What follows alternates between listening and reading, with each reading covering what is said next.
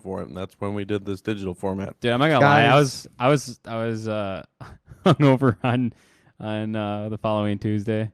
Were you really? Yeah. Did you really feel it? I mean, like, I know I was slamming you two were brewskis. really feeling it. I unfortunately wasn't feeling it that much, but I was still feeling pretty good. I was having an alright time that Monday, honestly. Nothing too crazy. I mean, I'm gonna be honest, I never really go hard anyways, but Gotta go hard for the money. go hard or go home. But guys, I wanted to tell you. I don't know about you. But I'm feeling 22. Damn, that was a good one. Thank you. Welcome, everybody, to the 22nd Caffeinated Creators podcast. It's a pleasure to be here with you all. And you Thank are? you guys. You guys are my pleasure. Thank you guys for being here. And thank you guys for being here. Thank you. I am Glitch Penguin. We have with us. Fallen Wolf.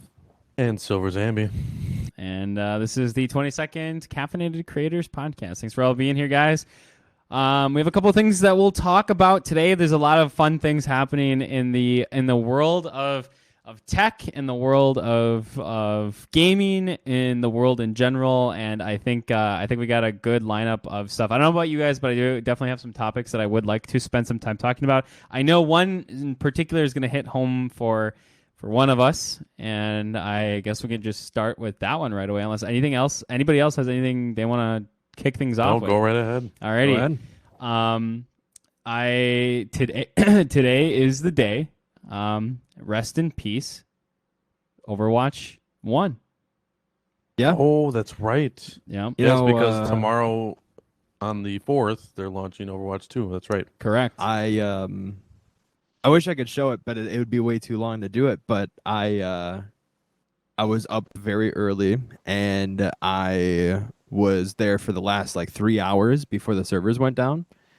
And I opened my last loot box, and I played my last match as Junkrat. I got play of the game, and I can say that I'm okay with Are they Overwatch dying now and resurrecting as this weird Are they already Overwatch 2. Yeah, it's been down. It's been down since 2 o'clock our time? No. I think it was 2 or 3 o'clock our time. Yeah, something like that.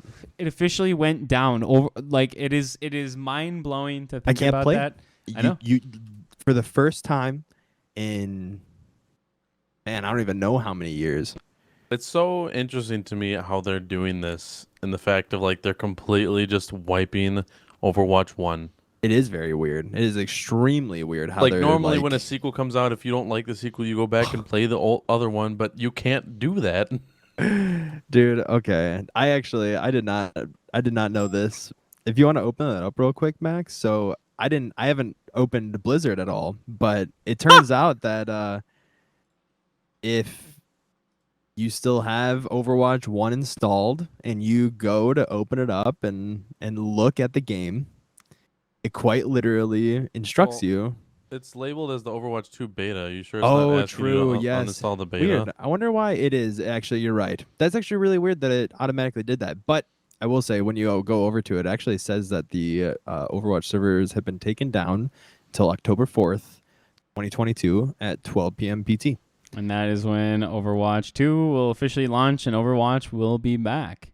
Yeah. Honestly, it's crazy to think that over the past 6 years, this game has just been consistently there. And now I was talking with a pro on his stream this morning because he was doing a bunch of giveaways for a watch pack on here, and he didn't really seem phased at all. I'm gonna be honest, I was sitting there kind of slightly emotional the entire time, little heartstrings, but he completely seemed unfazed and was not I was asking if he was going to throw any events, if they were going to be doing anything, and nothing. It was almost as if nothing was changing, which, I mean, honestly, it isn't. Nothing really is. I mean, a little bit of the format of the game is changing. Yeah, a little bit. But because obviously it's going from, what is it, 6v6 to 5v5, right? Yep. The comp is losing one tank. Right. But the tanks are very well balanced to counteract that one loss of a tank. The one tank is going to be a lot stronger of a tank. Yeah. Yeah, it's honestly pretty unfortunate to think, like, just in general, I guess, to think that I will never be able to open up Overwatch 1 and view it the way that I have for the past 6 years. It will forever not be that way. And I know it's honestly it like I said, just it's so crazy to me the Yeah. way they went with this and the fact that they just took down the original. Yeah, I guess honestly, this is probably the better way to do it because I don't know if it would have went well if it was a separate game that, was completely, Well, I guess, segregated from its first game. for most online player games, it's like you look at like Call of Duty. Like the servers are still up for the older Call of Duties, but eventually they do get shut down.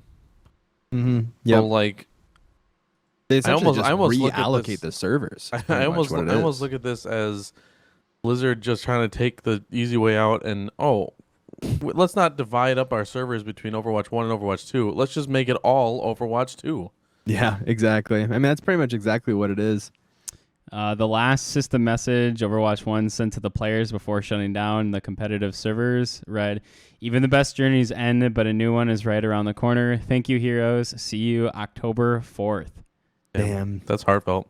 Man, I That honestly hurts. wish I would have stayed on the game. I'm gonna be honest though, I couldn't do it. I played one match and I didn't want to keep on going. I wanted to like stay to be there to the end because I've never really had that. I've never played a game to the end, You know, right at the very last minute, right until the servers shut down. Right. I have one thing that I have done where I've been in that situation, and I think I've told you guys this story before, but I don't think I've ever shared it on the podcast, and that was the ending of the Elder Scrolls Online beta that I was a part of. Really? Yeah, I back when that first came out, Alec and I both played it together, and it was really crazy. It was really cool because I've never experienced anything else in like a video game quite like it before. And at the, you know how like most MMOs kind of have like your gathering points, like your kind of Yeah. safe zones and everything. The main hubs. Yeah, exactly. And during the end of the beta, everyone came together and met up at like the hubs. And it was just like a big fucking party in the hubs. Everyone was like throwing down all the emotes that they collected because it was wiped. Whatever you got during the beta was completely like negated, wiped. Oh wow. Oh damn! Yep. Wow. So everyone had all these crazy power ups and like ultimate abilities, and everyone was just popping all their shit and everything right in the Yeah, of course, right? why not? And That's pretty like, cool. There was like emotes and stuff that you could do that were there, and you could like you could pretty much just like send all your stuff that you had and like use it, and people were like setting up like emote trains and everything and like just having a good time all at the ending. And just like what Overwatch did, there was like your like last little like server messages, and one of the last ones was like, "Thank you so much for being a part of this beta, and like, you know, we'll see you when game launches, blah blah blah." And That's it was pretty cool. It was just cool to see it. And I think there might be a chance I have it recorded. Yeah, I think I have a recording of it that I could show, but it'd take me a minute to look for it. You guys can keep going. That'd be pretty neat for you to find that. Honestly, That's pretty interesting to hear. Mainly because I remember when that game came out, I was nowhere near PC gaming. I was still very much Xbox One gaming, and I remember like I got really excited for that game because I always said to my friends, I was like, I really don't like playing like Skyrim or Oblivion. Like they're fun for a little bit, but if I could play it online, that'd be great. And then that game got announced, and I was so excited to like try out that game. And unfortunately, when it came out, it was at a really inconvenient time in my life because I wasn't gaming much at all. damn. So like when it came out, I did buy it right away, and then I tried it for a little bit, and it just like it didn't catch my interest at all. Fate just didn't line up with you guys. Right. And then I also that's a sad feeling. I also heard that the game wasn't doing well off the Not rip. launch, yeah. At launch, I know at launch it did like pretty bad, honestly, which was like it hurt to hear. But then I was like, well, at least I'm not like missing out on too much, I guess. Yeah, I mean that's a good way to look at it. Honestly, I played Fallout 76 like on launch day. I did find it. On the day that it launched, I was on the servers playing with a buddy of mine, and I'm sure you guys have heard how broken that game was, but I definitely would not turn what do you back mean? the time I put into that game because I enjoyed every single minute of it because the brokenness was like it was a one-time experience. People who play the game now don't get to experience how truly broken and like Right. ridiculous some of the things that would happen in that game were. So it's something that I'm actually really happy I was able to experience, and I have footage of it too. So it's awesome. That's pretty. Right. That's honestly pretty sick. Max, you Let's said you see, have the recording. I do. Yeah, let's I, see that recording. I'm I curious do. to see. Okay, here. So For I, audio I never listeners, even I played- apologize. You'll just get to hear what happens in it. No, I will. Yeah, that's true. If you do want to check out the video version and check out this clip, you are more than welcome to pop into the broadcast over on Caffeine TV / Caffeinated Creators. We may possibly start uploading the videos to Spotify as well, and after the show on YouTube. That's right. as We always said we were going to look into Yeah. that. Yeah. So we're gonna A probably start. possibility for us. We just have to figure out how to do it. It is a possibility. So with that being said, here, let's go ahead and take a look at this. If you guys want to listen, you can listen on the actual broadcast. I'll try not to talk over it, but I will turn the volume up a little bit. You'll get to hear Max from 2014 talking. So Oh my God, Max yeah. from Oh, 2014. yeah. So man. in- A different creature. yeah, enjoy. Can I like first person POV sit-ups? No. Doesn't appear to That'd be be audio great. coming through. There should I'm be. hearing it. Yeah. Very So, quiet. let me So what you're seeing, turn it up. what you're seeing here is the one of the hub areas. Everyone's kind of gathered together, using their abilities and like. That guy just like levitated in. yeah. I'll let it. So this is ESO, right? Yeah, this was ESO. This Oh, was wait, the we beta. Never played it. This Oh, is so wait. interesting. I was. I never even really seen gameplay of it before either. Oh my god. Yes. Was it all one main server? Yes. As far as I know, most people were on there. I think there's 2 servers. I think there's an Asian server, and this was my Swiss. This was a old YouTube channel. There we go. If you are chat before. Oh jeez. This guy's. Any ideas? You know what? Honestly, I find the most interesting about this is that when I hear Max talking on Okay, this there's- recording, because of the not great mic audio, There's an it almost insane sounds like amount of he's stuff older going than on. he is now. I think I remember this pretty well, and I'm pretty sure I was sick. What's that noise I hear? It's like, I think I was sick because this was happening during school, and I'm pretty sure I was homesick. Instruments? Wow. Sick, that? quote Yeah. unquote. yeah. Well, take that how you want. But yeah, you can see pretty much everyone here kind of all just gathered together, and they're that's just using all their abilities and everything, yeah. and everyone was just having like a really good time. The chat, unfortunately, you can't read that well, but was going nuts. A lot of people were like talking and everything, and it was an exciting time. And then eventually, I will see if I can scrub over to It's- it. Is there a It's climactic interesting- ending here? It's interesting that you could actually like use your abilities in like the common area. Yeah. Yeah, that is very weird actually. They don't do anything, Yeah, no, obviously. I really kind of wish I knew what that was. Like you can see here, people are starting to go nuts. Like there's like, oh, and Aw. there you Yeah, go. There it is. Damn. Well, everybody. Wait, what did that say? You're not entitled? Yeah, because Aw.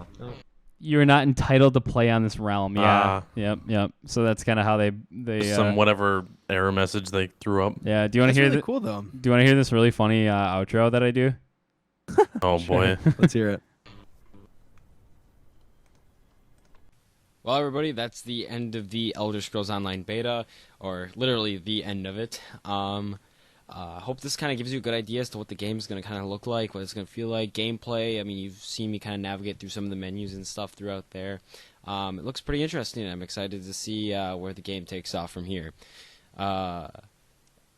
Again, like I said at the very beginning, I'm a little interested to see how the whole like paying $60 for the game and then the $15 every month is gonna. Oh, that's right. I totally Oh my forgot. God. Yeah. I totally. That was before they canceled the. Yeah. I Yeah. completely forgot that it was going to be a subscription service. I- I completely forgot about I- that. I remember Is it hearing that still? and saying that I No. no it No.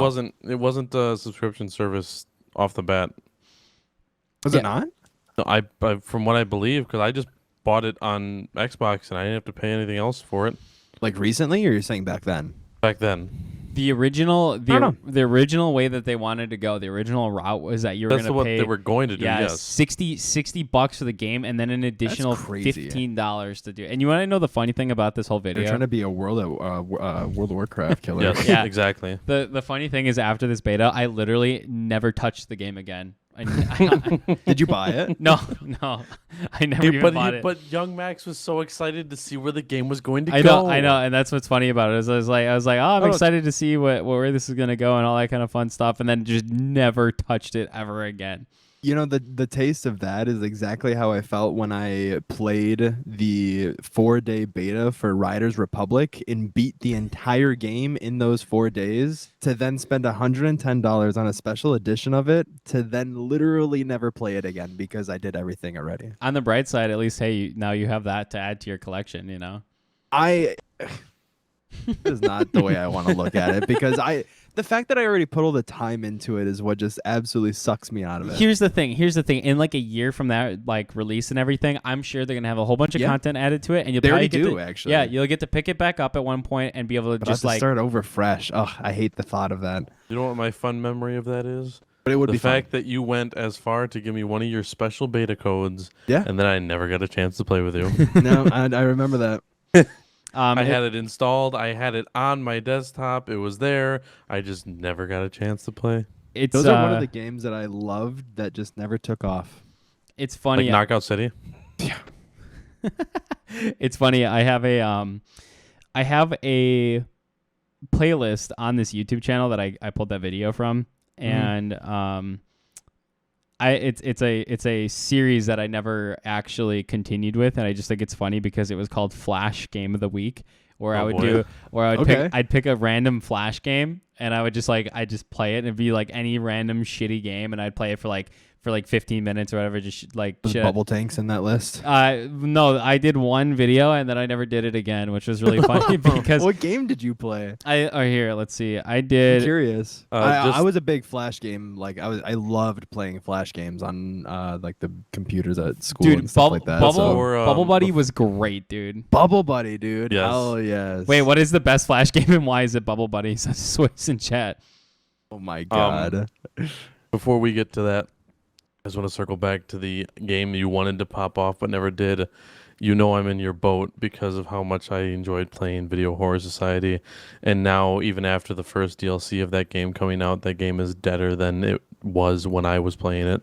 Unfortunately, the thing that trust me, I like that feeling is the worst. I mean, 2 weeks before Overwatch came out, speak of the devil with what's going on, a game called Battleborn came out. Oh, I remember hearing about and this, yes. Julian and I loved it. We played the hell out of it. I will never be able to feel as broken in a game as I did in that, because there was a character, her name was Galilea, and there was like a streak of like 20 plus games where I would go, no deaths, and just like literally dominate the entire team. And the game just literally ceased to exist the second Overwatch came out. Like literally immediately Overwatch came out, the game died.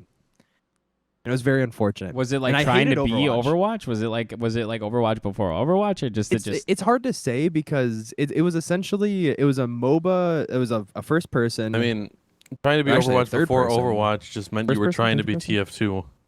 yeah, I mean that's pretty much exactly what it was. But it did have a really strong MOBA-esque to it, where you had minion push. Like there was minions that Okay. pushed, and you had to essentially get these like points to be able to push. And when you destroyed a tower, like there was different checkpoints on each side, like 3 different checkpoints. Right. And if you destroyed their like tower, which would do damage to you, so it was essentially just like an animal, you would literally just like progress, and then as soon as you got to the end, you just had to destroy it. I'm gonna be honest, it's been a long time, so I don't remember exactly, but it was broken enough to the point where there was a character that you could literally look shoot at this. across the map. You could shoot like literally right here, right exactly where we're looking. You see that ramp that goes up to the left by that tree? yes. You could sit there with a sniper, there's one character, and you could shoot their tower And the thing is like the tower has a shield, and then it takes true damage. So you have to kind of like sit there. But if you're sitting there shooting it from across the map, literally no one can stop you from it. It was really broken. The game, it was meant to die. But the thing that was really unfortunate is it also had a single player mode, or like a co-op single player, like PvE, and it was really like expansive. Just didn't go anywhere. A couple things I want to say about this screenshot, and anyone that's listening at home can just kind of look up Battleborn. So one thing I want to say is, yeah, this is a lot to take in. Like, this is a lot going on all at once. To be fair, I think this is the campaign style gameplay. So there's a lot of the mini map, and the person talking to you reminds me very much Borderlands. of Borderlands 1, but it's also very reminiscent of the style that Fortnite did their campaign. If you've ever played Save the World, yeah, I do remember touching it before. There's like people that'll talk to you in there, and it's very much that same style. And I mean, yeah, the thing is like the cartoonish UI is what makes me think Fortnite more than Borderlands, because Borderlands kind of like the UI looks serious, but obviously the humor in the game was funny. You know, that's actually a good point. When did Battleborn come out? Came out in 2016. And when did Fortnite finally? Wasn't it like 2014? Not to while you're looking that up, but not to 2017 technically. Wow. Not to aggressively switch topics, but no, it's okay. We've been expanding on this for a little bit. Territory War Online 3 was the Flash game that I did. Ah, right, yes. I don't think I've ever played that, actually. I can't say I've heard of it. It's like a classic tanks game, you know, where you have like the two tanks set up and you have to like try to shoot out each other's land underneath you and like kind of like and like sink the tank. It's Worms style. Yeah, it's like Worms. Yes. It's pretty much Worms but with stick figures. I remember playing the Battle Tanks game that was just one essentially that you could fly, where you could like shoot down and fly with your tank. I don't know if I ever did that. Maybe I just never like was that into it that I learned that, but it was a very like basic like red tank versus blue tank. You just try and shoot each other. The first one to get like the where other you one take turns. Yeah. Yes, and you have like different shells that you could use, like a Merv one or like a sniper that goes through terrain and stuff. Right, exactly. It was a Worms style battle play, which I adore. Worms. I honestly would love for another like good just Worms game to come out. Yeah. Well, the thing that sucks is I feel like those games don't age well with like multiplayer and stuff like that. Was your favorite Flash game actually Bubble Buddy, Justin? Like, was that is that what? Okay. My absolute favorite Flash game in particular was, well, I guess it was kind of one of two. I would say mostly it was this game called I just had it on the tip of my head. I was thinking of it this entire time before you even asked that question, and the second I was about to say it, I lost it. I was gonna say mine is Motherload. I don't know if any of you guys here have played. You had me play that game. I've made you play it, but we got to go back to it, and we got to actually like there's a lot to unpack in that game, and I think that you would enjoy it. I think the thing is you have to really sink some time into it to truly be able to appreciate the art of playing it. What is this Dig Dug-esque game? What is this? Did you look it up? I'm looking at it right now. Yeah, it's a cool game. It is. It's a cool game. It looks I've seen like styles of it too, where you have to like go down and come back style. You know, there's an end game to it, and that's part of the reason why it's really cool. Is there's like a definitive ending to that game, and it's really cool to get to that. My brain can't wrap around back to the game that I was going to talk about. And it really pisses me off because all I can think about is a game called Bubble Trouble, and it's a Java-based game. I was thinking of that one myself. I don't know why the hell I'm thinking of that game, and I'm not. This is going to really annoy me because I lose on the tip of my tongue. I got to remind myself of one of my favorite ones. Oh, Unreal Tournaments. That's what it was. The Unreal Tournament. I don't know if you guys ever played the side-scroller like shooters. I don't think so. Like, pick up different guns. It was essentially like Doom, but 2D. Sold at? Hey, you know exactly what I'm talking about. I found mine. Okay. When we get to it. Man, Flash games. What an age of games. You know, and it's funny too because like iconic. There's I think I've briefly talked about this on the podcast before, but to dive a little bit deeper into it, one of the really funny things is the idea that as the internet is a like ever changing and growing and just like it's evolving all the time, and one of the things that happens on the internet is when something becomes too old or doesn't need to be around or obsoleted, it gets replaced. And Flash was one of those things.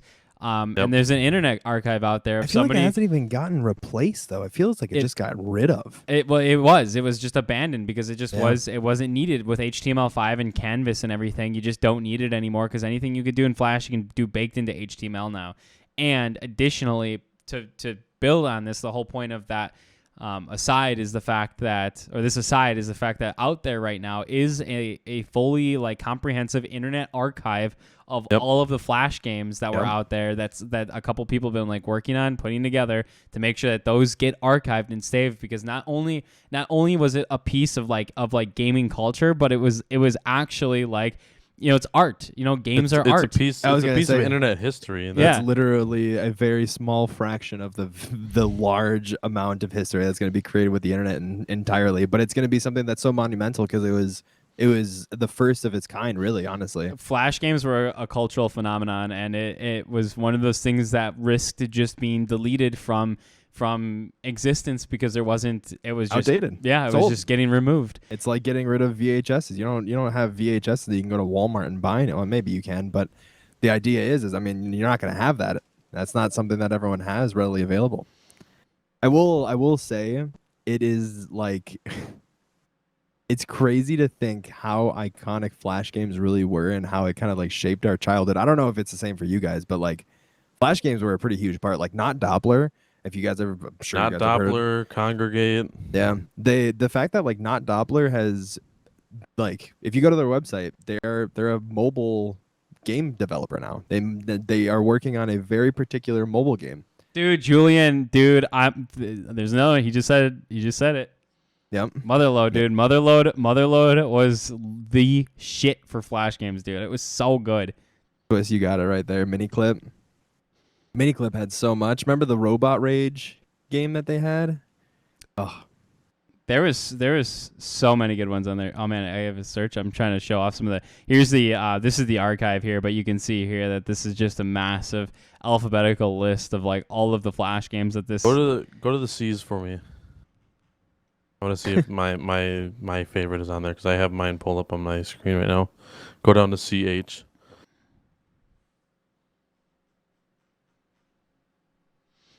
All right, here we go. CH is Chronotron is what we're looking for. Chronotron. Yeah. It was honestly like. Oh my Not god! only- Oh, there it is, Mike. There it is, Chrono-chan. Yep, there it is. Not only one of my favorite like Flash games, it was honestly a game that I like always think about in the back of my head because it was a very clever game in which you were this little robot with a time machine.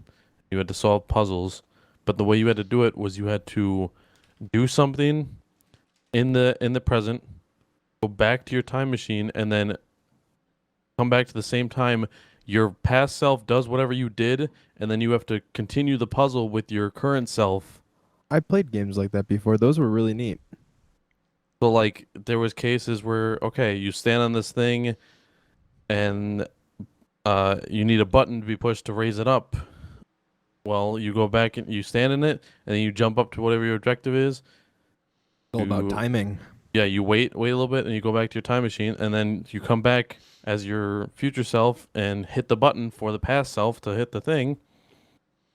Or vice versa, you hit the button as the past self, and then the future self does the standing on it and grabs the objective, and then you both go back in there. And you could like, if you did something that caused it where something was in the way of your past self to not traverse that exact path, you could cause a paradox. You had to restart the level. Wow. It honestly was a really cool and interesting game, and I enjoyed playing it a lot. That is a really intense game for a Flash game. I feel like Right, yeah. Right. There's a lot to unpack there. I've always been addicted to time I travel was gonna say stuff. anything with like time or like portals or. Right. I love puzzles, and I love like time travel stuff, the sci-fi nature of it all. What was it? Singularity was another game I really liked. I don't know if you guys ever played that. It was a first-person shooter where you had this little like piece on your wrist that could control time. Like an Xbox 360 game? Yeah. Yes. Okay. I've heard. I didn't play it, but I've seen like gameplay of it. Yeah, and I mean, literally imagine the Doctor Strange movie. If you guys have seen the first Doctor Strange movie, where he like reverses the apple and like fast forwards it and whatnot, you could do that with the object on your hand. You could literally fast forward time. So like these sets of stairs were like rusted and broken not down, know but then it you was could like that. rewind them back, and then they're usable stairs. Holy shit, that's actually really cool. It was it was a great game. I love anything with like It makes time me sad travel that I and never stuff and played it. whatnot. I wonder if it's on Steam, honestly. I'm gonna go look that up real quick. But yeah, I've always enjoyed time travel as a concept, especially for games. Especially games that can do it well. I think naturally, I've always been really gravitated towards anything It is that on had to Steam. do with like shooting in general. Like literally any shooter flash games were something that I always played. But I mean, as you guys know, I used to play like a lot of Roblox and whatnot. So I was a big fan of those kind of games. But on the topic of like slightly dying sites, did you guys ever hear of a site called Shockwave? It sounds familiar. Shockwave was, I don't know too much about it, so I don't want to like go too over it. I'm not too sure if it was something that was like its own like equivalency of like Java or Flash. Yeah, I don't yeah, know if okay, it was its own thing. So I know what you're talking about then. Yeah, Shockwave was sort of like, you know how like there's like Java and browser, and then there was Flash, and then you had like Yeah. Microsoft Silverlight. I don't know if you remember I Silverlight. did not know that existed. Never heard of that. Yeah. Those were all like WebKits, and Shockwave was, I do believe, developed by Oracle. It was a derivative of Java, I believe, in 4 browsers. It did seem like Java for some reason. Something about it seemed Java when I think about it. I think it's Java Shockwave. I think that's Java Shockwave Flash Player. It was its own version of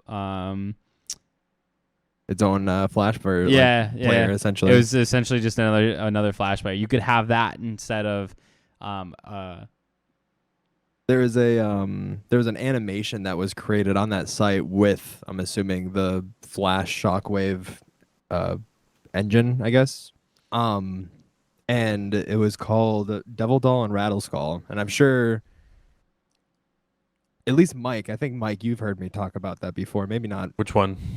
Devil Doll and Rattle Skull. Double Doll sounds familiar, but I don't know if I've heard you talk about this before. I don't even really know how they're just like little short videos, but they were just so iconic because I remember my dad showing them to me when I was really young. Devil Doll and what? Devil Doll and Radiskull, like Ratty, R-A-D-I, skull. Devil Doll and Radiskull. Oh, you definitely did not show me this. This doesn't look familiar at all. No, No.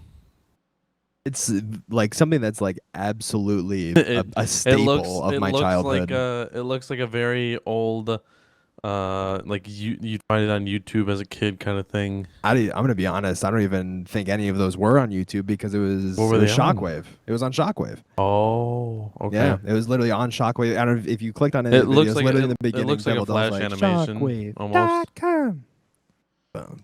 Well, talking about things like old games that are no longer around, and reminiscing on the great times we had playing these, I think is a great segue to talk about yet another thing. That we already talked about it. We did talk about Overwatch 1. Overwatch 1 is what got us into this topic. But another thing that is going to be going away here very soon is Google Stadia is shutting down. Right. So I did hear about that. Yet a new thing will be by by Google. a new service that we can add to the Google chopping block here, the Google graveyard.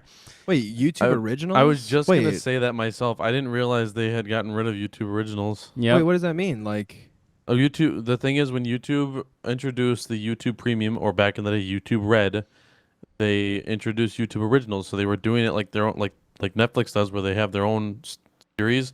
They were paying their content creators to make certain kinds of videos, like PewDiePie made Scare PewDiePie. The best one, arguably. I'm gonna be honest right here. Scare PewDiePie. Nope, I don't. No. I don't think that was the best one. But this might be a hot take, but I think the best one was fucking Minefield by Vsauce. Michael, Yes, that was like the Oh, only really? one I watched. Minefield was amazing, dude. I never watched that one. I did watch 3 different ones of 3 different creators that I personally watched myself. I watched PewDiePie's. I watched the Game Grumps. They did a 6-episode series called Game On. It was really good. I honestly suggest it. They're very good at acting themselves. And then I watched Game Theory. I don't remember what he called the series, but he essentially lived through actual games that he did theories on. So like he did an actual like Five Nights at Freddy's thing where they had like these giant animatronic suits that would come down the hallways my towards God. these giant doors that you'd have to close. Some like Mr. Beast type stuff there. Right. It was that, but it was all sponsored by YouTube. It was all paid for by YouTube. Like they were given a budget and they got to make a show. Like Justin, he played real life Rocket League. Wait, who? He did Matt Pat and Game Theory. Huh. They got junker cars that could like just barely drive. They got a giant Were they 3-wheel cars? I don't think so. Okay, I remember Pretty seeing sure. like a Rocket League style like gameplay with like trikes essentially. No. They were like junker cars you could barely drive, so like they didn't have to worry about smashing them up. And then they got like a giant like ball that they were literally knocking around.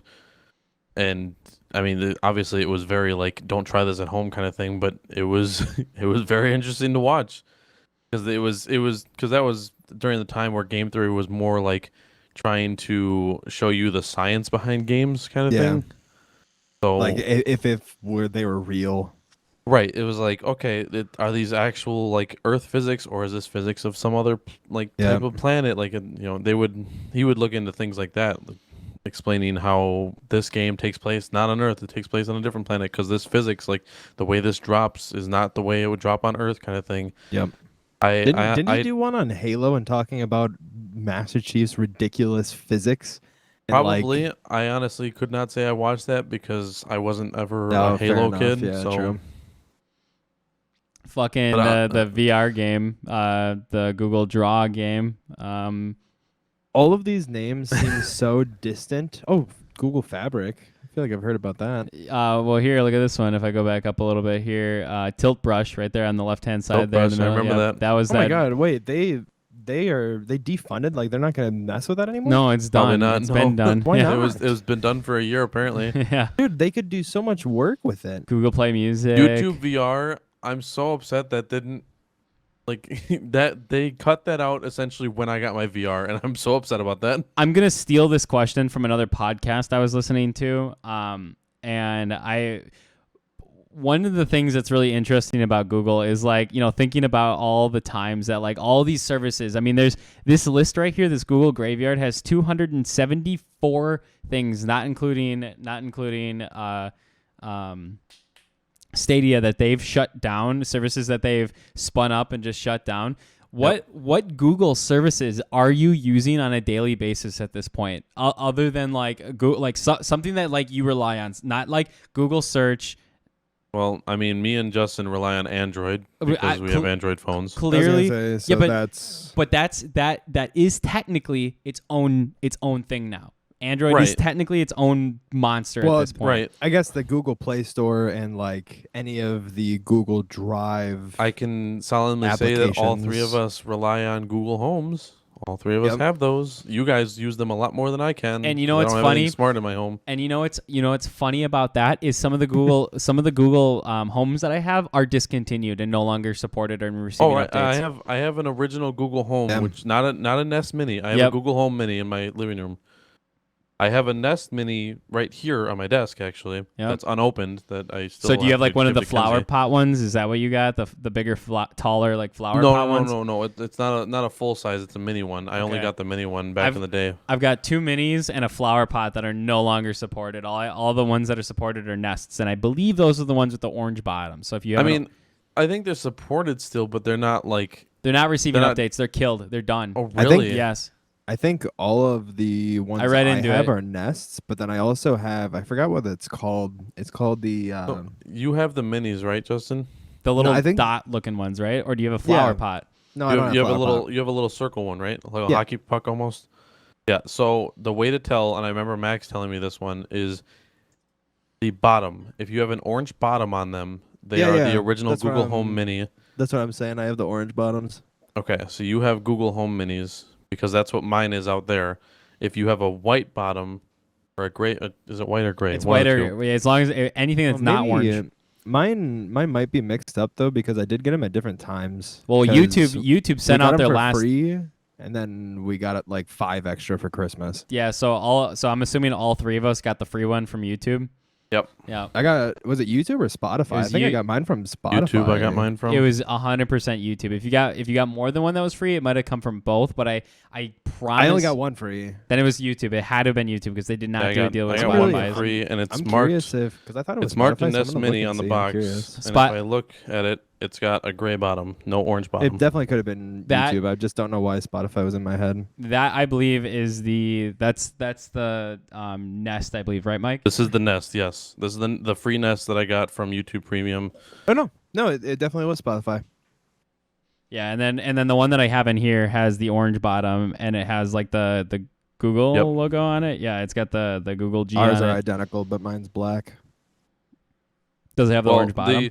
the Nest Mini still has the Google symbol on the bottom. It's just does gray. it? Yeah. Okay. So that's like the one defining feature on them. The other thing too, just to circle back a little bit to Stadia, one of the things that they're doing is all anybody that, so not including the subscription that you paid for, so not like the money, the monthly, the monthly like amount that it costs to subscribe to Stadia, but if you had bought hardware, controllers, extra controllers, or some of the games, anything that you had purchased outside of your subscription, they're completely refunding to everyone that bought into Stadia. Oh, really? Wow. Yeah. That's actually insane. Yep. I mean, I guess Google's got the money for it, but that's still a pretty big hit to offer that. Well, I mean, you have to look at it this way. You know, was it worth more for them to just like kill it off and refund it? Like, was it costing them that much money to maintain that service? Probably not. I heard there was an article somewhere, I forget where it was, but it was something about like how much they paid for just getting Red Dead Redemption on their service. They paid some astronomical amount of money. Sure. Are they just not getting enough business to like sustain their lucrative business? For Stadia? they I don't- mean, Stadia is definitely not getting No, the business I to guess I'm sustain specifically talking about Google in this context because I mean, what's the case with them dropping all these projects? It's quite literally no. It's honestly the fact that it's not that they're not getting enough business. It's that they just like. I think it doesn't get Shifting enough assets? tension. It doesn't give enough tension, and they have the money to just kind of like try these things. And if it doesn't work out, they're just like, all right, never mind, bye. Yeah, I guess it's just kind of like money that use until it's a loss type thing, maybe. They paid some astronomical amount of money though to get the licensing for Red Dead Redemption 2 on Stadia. I remember that being a thing. I'm And sure. I honestly that wouldn't surprise me at all. because you have to keep in mind that like part of the reason why I think it died was they had a really difficult time getting games onto it because as a game developer you have to remember you give them a license, you give Google Stadia a license to do this, you're losing out on those sales because most of it was internal through Google. So you're as a game studio you're losing on sales. However, Right. the one thing you are gaining is users. So I guess you have to kind of balance out what's more valuable to you. And the other Plus thing is exclusivity deals and stuff like that. yeah, and the other thing to play off what you said before, you know, there just was not a lot of people that were using Stadia. I mean, it's one of those things where it kind of goes on it kind of plays onto the, you know how people always joke around and be like, oh yeah, we don't own anything anymore. Everything's a service or you rent it or, you know, Yeah. you don't actually own shit anymore. That was, I think, one of the reasons why Stadia, We did have one Stadia streamer. we did, yeah. Yeah, we did. Yeah, they were all over the place. But I think part of the reason why people didn't like attaching to Stadia is because there was no ownership involved in it. You know what I mean? Like you didn't have the games, you didn't own the computer to play the games on. It's a weird thing. You don't even have a console, really. You know. The thing is, too, it was the same concept as like, what was that program you could play on your PC? Yeah, I was just about to say that, the Shadow something? Yeah, Shadow. It was called Shadow something. I know what you're talking about. It was like Shadow a server Play or based. Shadow. I think Shadow plays the NVIDIA one. It was a server base where it actually just like streamed the game to you It would use your rather internet. than putting the load on your computer. Which is literally you'd get extra frames for slight lag over online, obviously. Yep, 100%. That's what it was. Yeah, it was xCloud is one of them, but it is Shadow something. There is another service out there called Shadow something that would let you do it.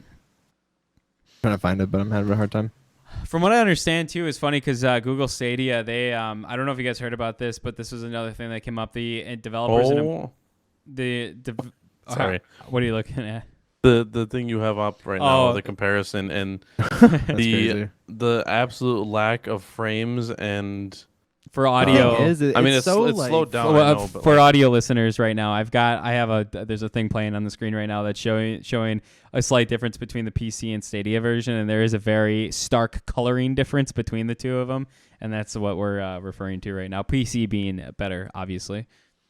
There was such a frame drop on the Stadia one for that like cutscene that they were doing. Stadia and there was less like assets in the cutscene. Stadia literally less. Yeah, Stadia is also a very interesting thing because it really kind of alienated a little bit of some people that could play it because you had to be online. You had to have a high-speed internet connection in order to actually play Stadia games, and if you didn't, you suffered, and it was basically worthless to you.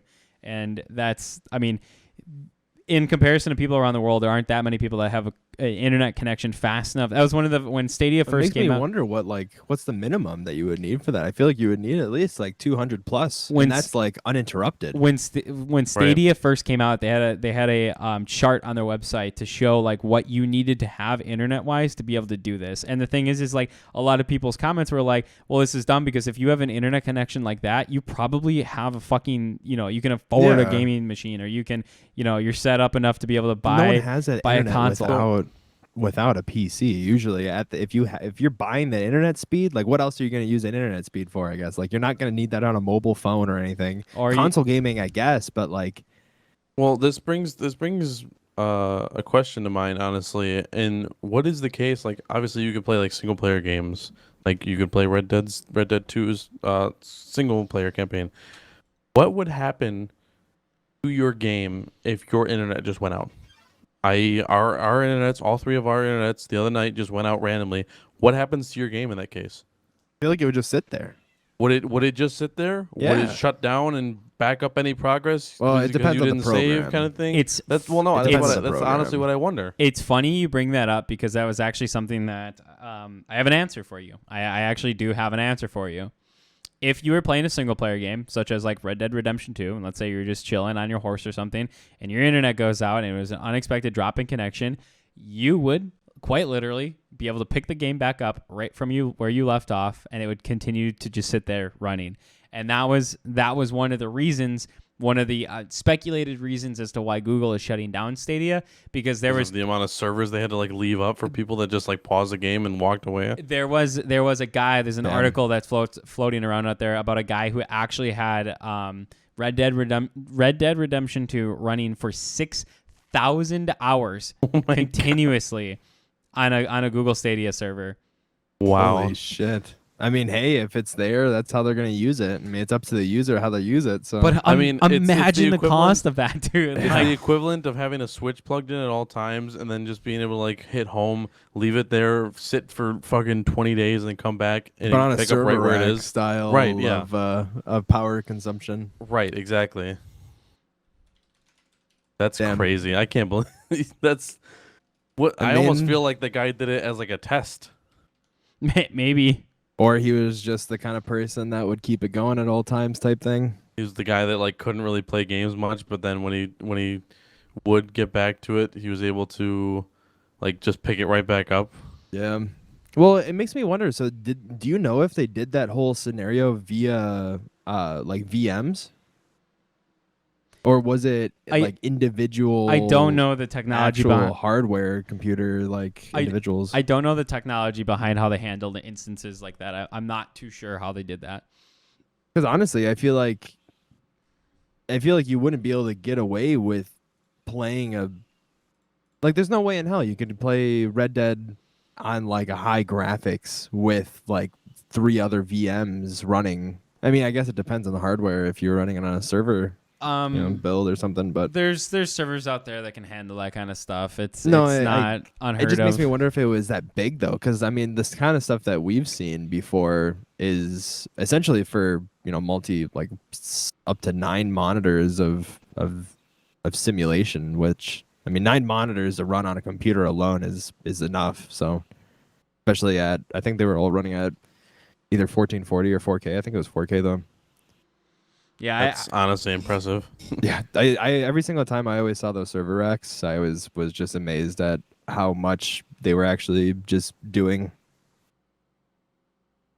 Yeah, I'm really not too sure how you would do something like that. I do know that like there is ways To make it cost effective too. Well, so you can what a lot of people don't realize is like we have, our very consumer grade GPUs that we use. I'll use NVIDIA for example because they're the ones that do this, but as somebody that like fucks around with like running servers and stuff, you can actually there's technology out there that like I could have 2 VMs splitting the power of a single GPU, where you could have 2 instances running, 2 virtual machines running, and each virtual machine would literally just both be using Half and half. Yeah, or split it up. However, that feature is actually hard locked on consumer grade graphics cards, but NVIDIA has. Oh, really? NVIDIA has enterprise and business class GPUs that are like, for example, the NVIDIA Grid series is specifically designed for that use case scenario. So you could have one GPU, but it has like probably quadruple the amount of power that these guys have that we are using. Like Quadro style cards. Yeah, Quadro style cards. Obviously, that they cost fucking $10,000 to $20,000 a card, but you can split. Yeah. You can split up. Let's say you can on a normal server chassis, you could have maybe up to like 4 to 8 GPUs in it. Now imagine having 4 to 8 GPUs, but you could split them up 2 or 4 times each. You now just like quadruple. Wouldn't you need like a multi PCIe like connection for that bandwidth for a GPU to go through? That comes PCI like. You could easily do that with PCI, like even PCI 3.0. You could easily do that. It comes down to CPU bandwidth, how fast your CPU can do that, and memory. Yeah. It's actually CPU and memory bottleneck more than it is a CPU speed thing. Because actually, would those Quadros come with VRAM technically or no? Oh yeah, like astronomical, like shit tons of VRAM, dude. I guess to have the CPU, you can't really. Well, those kind of builds probably have dual CPUs built into them then, and then you can just like, let's say you're having 4 VM systems on there, you divvy up each CPU into a half, kind of go that route. So to give you an idea here, I'm looking right now at the GPUs for virtualization that NVIDIA sells.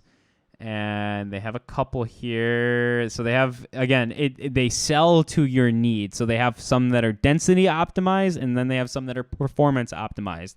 But if you want to go for like density optimized ones, I mean, I'm looking at one right here, the NVIDIA, I think A16, I think that's all it's called. And it's based off the Ampere chipset, and it has 4 separate GPU chips on it, so it's 4 GPUs in one, and it has 64 gigabytes of GDDR6 memory on it, and it's split up to 16 gigs of VRAM per chipset That's insane. On a single card. GDDR6. Yes. Yeah. Yep. They have another one here that's more memory focused, and it comes in 2 different versions. It has 80 gigabytes of HBM2 VRAM. Good Lord. That's a lot of of RAM. It's weird hearing those high of numbers on a graphics card. Yeah, I know, right? And those formats are like ages of RAM, I should say too. It supports up to 7 split instances on a single GPU with the one with the 80 gigs. That's the A100. I feel like you're really spreading thin at that point though. 7 VMs, but I guess if those cards are being able to crank stuff out like that, and then if they function independently, I wonder how they mark that. Like how they mark that as a hard drive or like a hardware in the system. I have no idea, but if you're curious, an A100 retails for about $32,000 a piece. Yeah, Yeah. that's honestly not too surprising with how much it can do. Actually, I'm sorry. A dealership for a loan. That's actually the MSRP. The MSRP from the recommended manufacturing price is $32,097. Well, that doesn't even count for upmarket of like other parties, third-party builders. Yep. So I guess if that gives you an idea as to how much how crazy those GPUs are. But I will tell you this: they're not really meant for gaming. If you tried to game on one, you'd they get would be horrible with shit gaming. performance. Yeah, completely shit performance. That's why we have our cards, and the Enterprise has their cards. You know. Yep. But Thing is those enterprise cards practically act as a hyper CPU. Like that's pretty much exactly what they do, just on a absolutely ridiculous level. so okay, you know how like in the past I've talked about like for like folding at home Yeah. and things like that, where it's using your GPU to do like mathematical computation and everything. GPUs like that in a large data center, that's more of what they're targeting. Or like for example, let's say you're your Weka of like one of the Hollywood VFX studios and everything, and you have like a render farm that you send your shit out to like render when you do these big fucking scenes and stuff. Those servers have that kind of equipment in it. Yep. Honestly, it's crazy to think too, like just that style of like a flow of creation for those, like thinking that you can just like take all of your, low poly aspect work that you created and just toss it off to this mega fucking machine that I know, just you just have crunches down. I your, wish, dude. I fucking wish I had that at my disposal. Are you Dude, kidding me? the thing is even if we had something like that, we would literally be fucking cranking out like we could do an hour-long video and it would take like 5 seconds. Dude, the amount of fucking Bitcoin I can mine with a machine. Oh my god. Then toss it into a landfill and lose it. Oh, damn, dude. Ouch. Sorry. But anyway, I think that transitions perfectly into our special segment of the evening. Yes. Yeah. Well, right before we get into the usual Reddit segment, I've got, speaking of shit shows, I've got a nice shit show to show you guys that I don't think you guys are ready for.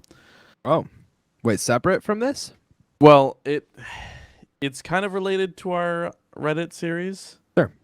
And you'll understand immediately why. I found this by complete accident today, because it was in my Spotify's release radar. Oh. Okay, but I don't think you guys are prepared for what is to come. Oh, So boy. it's release radar, which means it came out very recently. Yep. Okay. Okay, I'm going to send this, and we will all enjoy it on Max's stream, on the actual stream end. Go ahead and click that link. I promise it's not a fucking Rickroll. Audio listeners, you're in luck It's all right. because It's TKC there. you get to listen and don't have to worry about watching. But let's go ahead and get this fired up. First, I'm on a different browser that I'm not logged into, so I am sitting through an ad really quick. Okay, there we go. Let's go ahead and get this moved on over here. Oh my god. No way. Did you see the title? Alright, here we go. We gotta keep talking over it, otherwise we're gonna get in trouble on YouTube. Oh, true. Fair enough. Yeah. Just let it hit real quick. Oh no. Oh, Oh no. Oh, it's so tinny and like it makes it worse. It makes it so much worse. I know, trust me. Let it get past this original part. Honestly, what's his name? The OP is probably fucking shitting himself right now. He's like, Oh, they yeah. just made a... Okay. Minus Right, the he high notes. He kind of fixes it. Yeah. But like, I want you to imagine I'm sitting at work, and I'm like, all right, Spotify, all right, let's see what's on the release radar. I'll go listen to some new, and I'm like, the third section down. I'm glad I looked at it without just playing it. The third section down was his release CBAT metal version. Oh my god. That's That's CBAT. immaculate. That's CBAT. Yeah. So, I mean, You know, I'm gonna be honest. He's doing it justice. Right. I was gonna say like it's. I don't want to say it's bad because like CBAT only is so good, you know. Yeah. And this is giving CBAT, I think, the best chance to be good. So This gives a separate avenue for it to be good. I would agree. Yeah. right. So anyone that wants to listen to it uninterrupted, if you want to torture yourself that much, just search up CBAT on guitar. It was done by Family Jewels. It is pretty bad. Jewels spelled out like Jewel Pod. He's an artist that does a lot of metal covers of things. He's done like Deltarune covers, Undertale covers, Mario covers. If we like that. Hell yeah, sick nasty. All right, I think that's enough of metal CBAT. Yeah, no, that's fine. We can move away from Okay, that. all right. But yeah, it's on his YouTube and on his Spotify, which is why I came up on my release radar, because I listened to him on Spotify. So Oh my goodness, that's There you go. amazing. All right, Mike, take it away. all right, so over to our usual Reddit segment of the day. We have a fairly interesting one that I managed to find today. Max will have it up on the stream for anyone that wants to read along with. Am I the asshole for refusing to let my stepbrother and his family live with me when I have a huge house, he is offering rent, and they have nowhere else to go? I would like to point out immediately that this is marked not the asshole, Yep. despite that title, which is what caught my attention. So, here we go. When I, 28 female, was 10, my mother married my stepfather, Nick. My mother was a loving and involved parent to Nick's son, Ben, now 34 male, but not for me. There were pictures of my mother, Nick, and Ben all over the house, but none of me. They found any excuse to have family time without me. My mother told me once it was hard for her to love me and look at me because I looked so much like my father. My father was an alcoholic and a serial cheater. My mother and Nick would constantly make comments about how I was going to turn out as a failure/embarrassment, just like my father. Ben was extremely cruel to me, and my mother and Nick only responded to his verbal/emotional abuse by telling me to respect Ben. My only family support was my parental grandparents. They supported me unconditionally. They helped me with my college, and I moved in with them after graduation. My grandparents are now in heaven. I inherited their home and have lived alone for 3 years. I have tried many times since graduation to talk to Ben about how his bullying impacted me. Ben takes no accountability for any of his cruelty towards me and only says how even though it was or even if it was that bad, we were just kids, or why are you still caught up on that? That was ages ago. I hadn't talked to Ben in almost 2 years before he reached out to me through social media. Can you hold on for 1 second? Sure. And talk amongst yourselves for 1 minute. Right? So, without reading forward, Max, what do you think? How do you think this is going to go? Do you think this is like, are you feeling this person is? I have a feeling that our friend here became. I haven't really read ahead, but I did read one sentence that makes me think that he's relatively successful now. I'm pulling that off the title. So I'm assuming Which one? The stepson, the stepbrother. the title of this is when I have a huge house and he is offering rent. Oh, the original poster is a female. So Oh, I'm sorry. The female saying that she is in my opinion right here, when I have a huge house, he is offering rent, makes me think that she's rather successful right now. And after kind of being like, I don't know what you would call it, like bullied or whatever by the family or whatever, and she probably doesn't want anything to do with him or the family, and she's just kind of like doing her own thing. right. So I mean, just imagine this stepfather and stepbrother come into your life, and your mom ends up loving them more than you when you're 10 years old. all the age of 10, how much that would take a burden on you, honestly. And that was also another thing of like when I started reading this, I was like, holy shit, like this really is like shitty. And like I understand that the mom might have a little bit of like inner issue because she looks so much like her dad, who was the alcoholic and the serial cheater. Dude, obviously the dad's a piece of shit. So Am I a piece of shit for saying like too bad, get over it? It's your son. no, yeah, no, absolutely not. You Like, know? no, you as a mother should not be ever admitting that you have an issue because like I get it. It can be hard because looking into your child's face can remind you of that piece of shit man that you made the child with. But you don't ever take that out on the child. Never. That is not the child's fault. Yeah, no, 100%. Yeah, that's just that in itself is just kind of shitty. I mean, that's And then not only that, but then to be verbally and emotionally abused for years by the stepbrother, for then your own mother and your stepfather to go, yeah, just respect him. He's fine.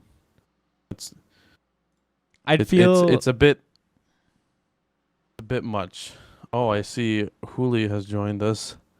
Hello, Hooli. Is that where Justin had to go run off to? Yeah. Okay. Also, baby was crying. I figured that much. That's what I thought it was. Do we want to continue this? yeah, continue it. All right. So, second paragraph is where we're at. Ben explained that he and his family are being evicted from their previous home. I'm not sure about the reason why, but apparently it's bad enough that practically nowhere is willing to accept Ben and his family as tenants. The only place that's willing to accept them is an extremely shady / dangerous area, and he feels it isn't safe for his daughter Adeline, who is 6. My mother and Nick aren't an option, so he hoped that he and his family would be able to stay with me. I admit that it's a big house, 3 bedrooms and a large yard and a garage. Ben said that Adeline could take one room and he and his wife could live in another, and he offered me a sizable rent. I told Ben no, and that I don't really feel comfortable living with him again because of what he put me through as a child. Ben made the same arguments that was the past, and that we probably wouldn't need to interact with one another because of our differing schedules. I told him no, and that was final. The people that I've explained the situation to are divided. People supporting my decision say that Ben has never treated me like family, and he doesn't get to waltz into my life demanding family support when he hasn't even apologized for his verbal / emotional abuse. But a lot of people are telling me to think about Adeline because my decision will have the heaviest impact on her and not on Ben. And I should know more than anyone that no child should be punished for their parents' bad choices. Now I'm conflicted about my decision. Am I the asshole for refusing to let them move in? Absolutely fucking not. No, absolutely not. I like didn't even get the entire thing in its entirety, and I can already tell from what I've caught up on that those people are fucking assholes. Yeah, Absolutely so not. it's an unfortunate case because like you want to be almost a bigger person for the child's sake, because obviously a 6-year-old that's getting evicted from their house and like the only place they can go is like this really shady area is really bad, and you don't want to put them through that. But on the other case, like, what's to say? So I read down in the comments a little bit. I was gonna say, are you gonna look at this first one right here? Yeah, the first comment says, not the asshole. They offered you a sizable rent, but they are being evicted and no one else will rent to them. They would move in and would probably never pay rent to you either. And then somebody commented on top of that says that or the money isn't why they're being evicted, and it's actually worse. I can't think of many reasons that you would get evicted which aren't not paying rent related. Drug use / dealing, frequent domestic abuse, calls the police, damage to property, other sources. People are basically like on this thread saying like what did they do that a lot of places aren't willing to take them in? Yeah, Like which it could be just the case of like they don't think that they'll be good for the money, or is it other things like they were constant drug dealers, or there was like domestic abuse stuff happening, or he Also, also history whatnot. with it He- too. There's yeah. plenty of history. she also doesn't know how they treat their own property. You know, one of the biggest reasons that renters don't want to rent to somebody too is if they have a history of destroying the places that they live in. Yep. So if, right, if, and if she has everything to base off of her childhood and how, like, obviously if people can change, sure, but the thing is he's been consistent on saying like, oh, get over it kind of thing. It was in the past. It's not even that bad. We were kids kind of thing. He's got that mentality. So obviously he hasn't changed all that much, if any. So the way he treated her back then is how he would treat her now. And what's to say that he wouldn't treat the property like that too? Exactly. that's exactly what I He think. would probably start parading around like he owns that house and then try and like take the house as his kind of thing. It's unfortunate because you want to help out the 6-year-old child, because no child should be put through that. But At the same time, the child isn't her responsibility. It's not her responsibility. When you have a child, and this is my opinion. I don't have a kid, so I don't. Whatever. Right. And Justin, maybe you can speak to this a little bit since you've got 2 of them. But when you decide to have a child, you take on that responsibility. It's like, okay, my responsibility now as an adult with a child is that like I have to take care of this. This is like I made this decision and now I have to like take care of this child. Like you can't just like. I guess that you're pretty much. I mean, you're right. I mean, the thing is, if you're gonna take up the responsibility of having a kid, I mean, you should be stable enough to know that you're going to be able to take care of that kid. And if not, I mean, I'm going to be honest. If I were to be in a position of like living on the streets, like figuring out some type of foster care or something like that, like in the meantime, would be way more beneficial than having the kid come move in with me to like some sketchy area. Like, you know what I mean? Like there's so many different options that are also there too that I don't know.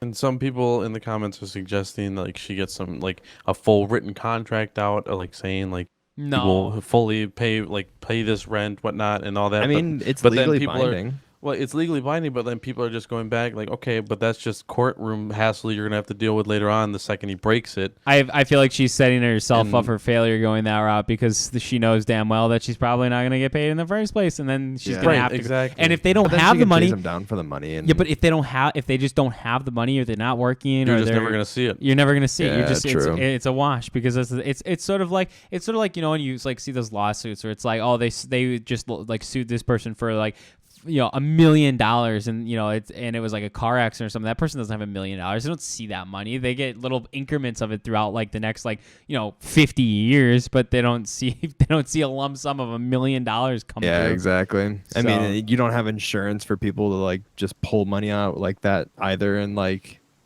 who's gonna front you money while they can't pay the fine that they owe you? And then what Right. are you gonna? Are they gonna try to hold responsibility on like your belongings? It's just like it's a headache that I think they don't need to fuck with. I think they're not. I think that she's not the asshole, and that she should move on and pretty much just tell him to. Well, the thing is too, like look at it from a very literal point. This is my They're favorite not one your here. family.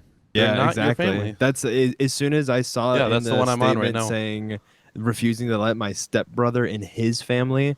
I mean, the thing is if the person or the If people they that were you're trying to close bring any in aren't previous time- like, yeah, if they're not good people and you don't like them in the first place, I mean, why would you? There is You don't have to literally no subject blood yourself to that. connecting this. Clearly, OP has a kind heart, and they're trying to do right. But I they mean- shouldn't fuck themselves over in the process of that. That's the thing. Correct. It's what's the trade-off? Like, how far is it going to go for them to live with you and it disrupt your home life? It's a lot. It's a lot to have people just move into your home, Right. Oh yeah, absolutely. especially a full family. And I if couldn't you- imagine. And if you don't get along with them already, dude, like Yeah, you're it's gonna be horrible. It's gonna be a Both very of you are bad gonna time. be living in hell. Yep. But I think we can chalk this one up to not the asshole, Yeah, definitely Absolutely. not the asshole. and close. On one final Reddit note, I will diverge down to this one that I did like, but I didn't feel it felt didn't feel it needed its own segment. I just thought we could throw it on at the end here. Sure. I'm just gonna go ahead and read out the title because that's basically all we needed to do. Today I fucked up by accidentally teaching my roommate's parrot to sing Seabat. My roommate doesn't know it yet. And I'm going to link you. Yeah, please, Oh please. my, is there a video of the? Well, it's actually just an audio recording on here Oh, okay. of the bird singing Seabat. Yeah, the 3-second little clip. Let's take a listen here, folks. Oh, is this gonna be loud? Oh yeah, it was. Okay.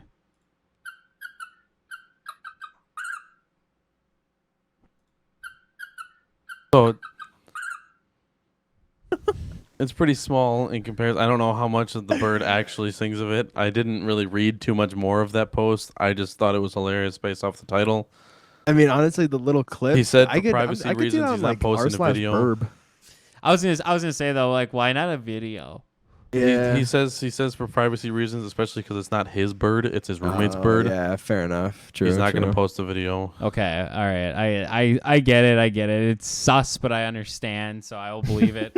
Right. Still pretty funny, a honestly. lot of people. He's got 3 edits on this post, and a lot of people are calling, like, saying like he's just bullshitting for clout kind of thing. He's So- bullshitting for the karma. The edit 3 was actually that audio link. Enjoy Seabird, he said. God help me. Enjoy Seabird. I still think it's pretty funny. It- But- it's pretty good. But with that, I think we'll wrap her up.